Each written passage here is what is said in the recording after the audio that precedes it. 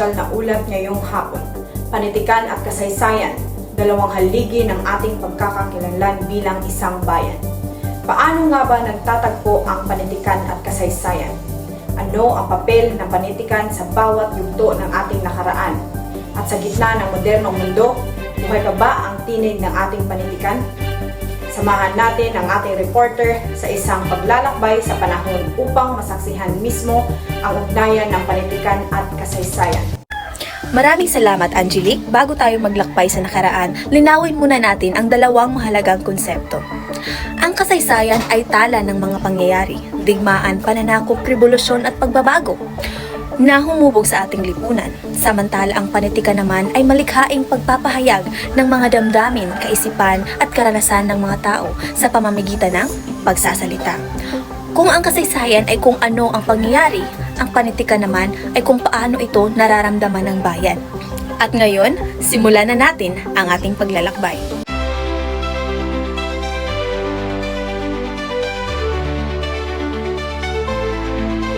Narito tayo ngayon sa panahon bago dumating ang Kastila o ang pre-colonial period.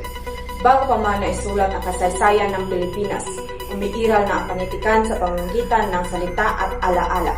Ang mga alamat, epiko, bugtong, salawikain at awit ay hindi lamang libangan. Ito ang sistema ng kaalaman. Dito natin makikita ang pagpapahalaga sa kalikasan, konsepto ng bayan, paniniwala sa mga Diyos at Espiritu, at ang papel ng pamilya at komunidad. Halimbawa na lamang ay ang biag ni Lamang. Ito ay hindi lang isang kwento ng bayani. Ito ay salamin ng tapang, dangal at pananampalataya ng sinaunang Pilipino. Sa panahong ito, ang panitikan ang unang anyo ng kasaysayan. Wala mang papel at tinta, malinaw ang identidad ng Pilipino. Bago isinulat ang kasaysayan, isinasapuso muna ito ng bayan.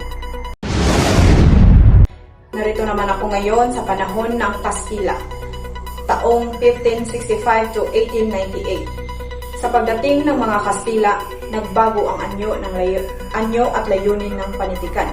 Ginagamit ito bilang kasangkapan ng kolonyalismo, doktrina Kristiyana, pasyon, at mga akdang panrelihiyon.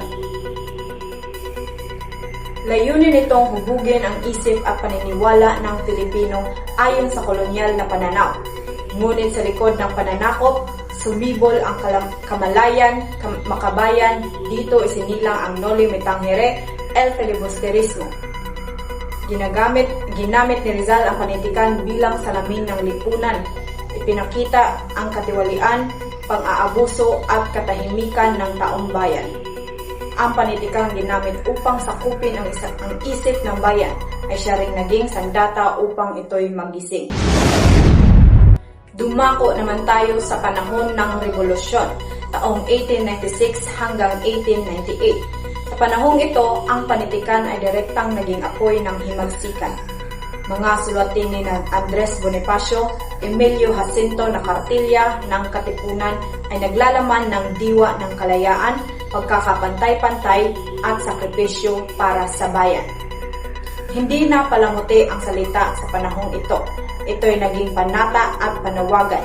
Ang panitikan ang nagbibigay lakas ng loob sa mamamayan upang lumaban. Kapag hindi na sapat ang katahimikan, ang panitikan ang unang sumisigaw. Andito naman tayo ngayon sa panahon ng Amerikano, taong 1898 hanggang 1941. Sa pagdating ng bagong mananakop, dumating rin ang bagong wika, ang wikang Ingles. Sa panahong ito, nagbukas ito ng edukasyon, modernong anyo ng pagsulat at maikling kwento at sanaysay. Ngunit may kapalit ito. Unti-unting naisantabi ang sariling wika at kulturang Pilipino. Ang panitikan sa panahong ito ay nasa pagitan ng pagkatuto at pagkawala. Pagkatuto sa bagong anyo, ngunit panganib ng pagkawala ng sariling identidad. Habang natututo tayong magsulat ng bagong wika, hinahanap naman natin ang sarili nating tinig. Nandito naman tayo ngayon sa panahon ng Hapon, taong 1941 hanggang 1945. Sa panahong ito, ipinagbabawal ang paggamit ng wikang Ingles, kaya wikang Pilipino ang umaangat. Dito lumaganap ang haiku, tanaga, maikling kwento na payak, ngunit makapangyarihan. Sa gitna ng digmaan, naging kanlungan ng damdamin ang panitikan. Maikli man ang anyo, mabigat ang mensahe, ngunit may takot, pag-asa at pagtitiis.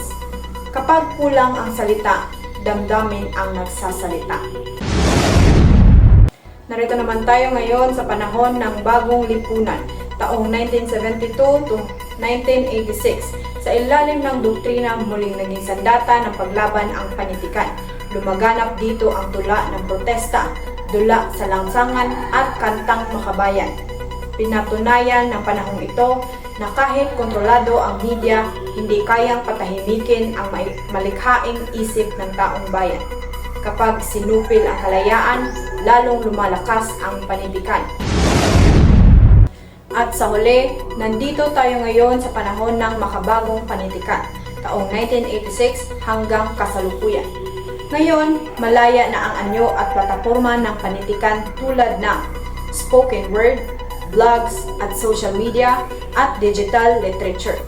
Tinatalakay nito ang identidad, kasarian, politika, teknolohiya at karanasan ng kabataan. Nagbago man ang anyo ng panitikan, nananatili ang layuning ipahayag ang katotohanan ng panahon. Nag-iba man ang daloy, ngunit ang tinig ng bayan ay nananatili.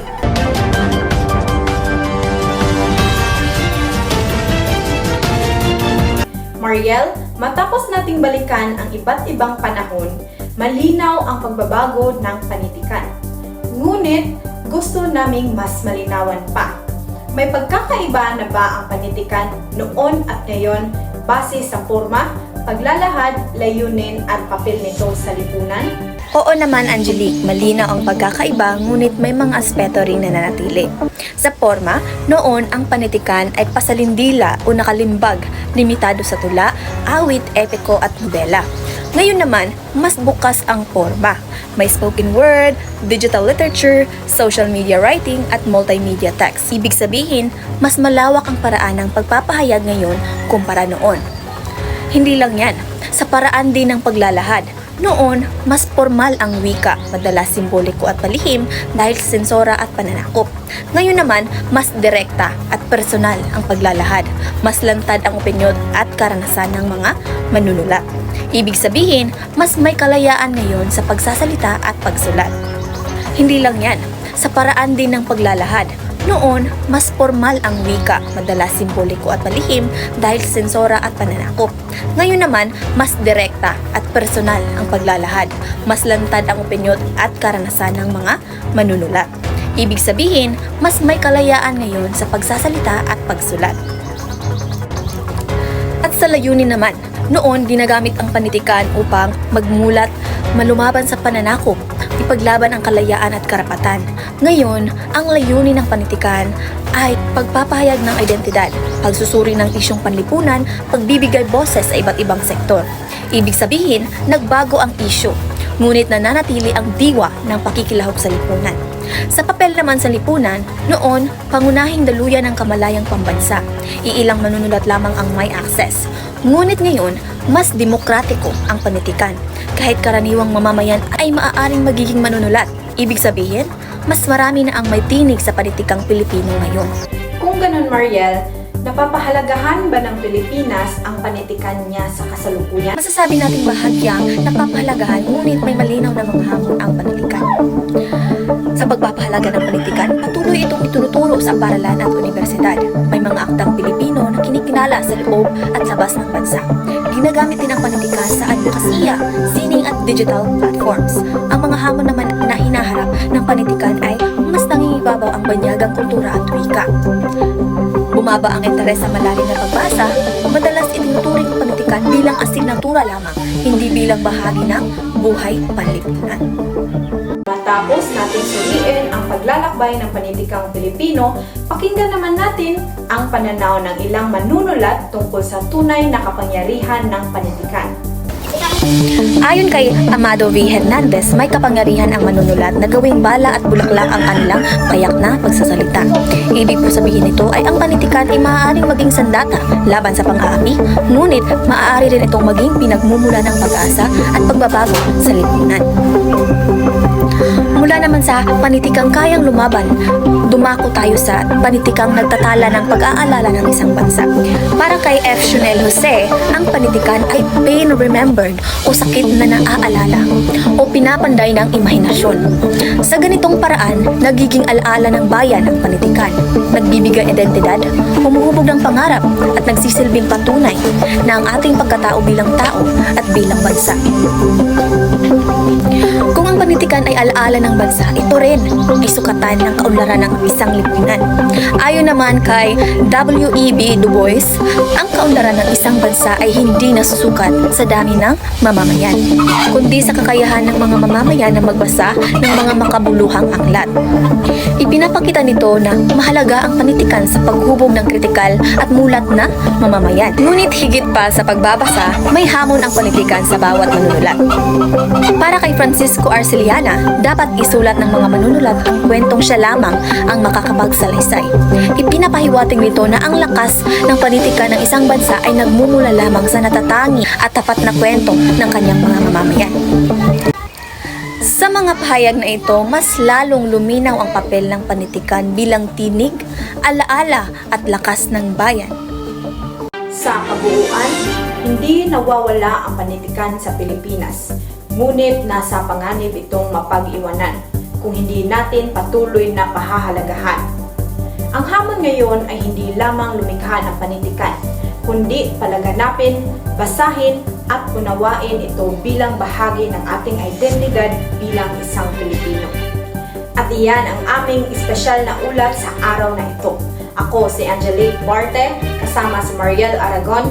Lubos kaming nagpapasalamat sa inyong panunood at pakikinig. Paalam!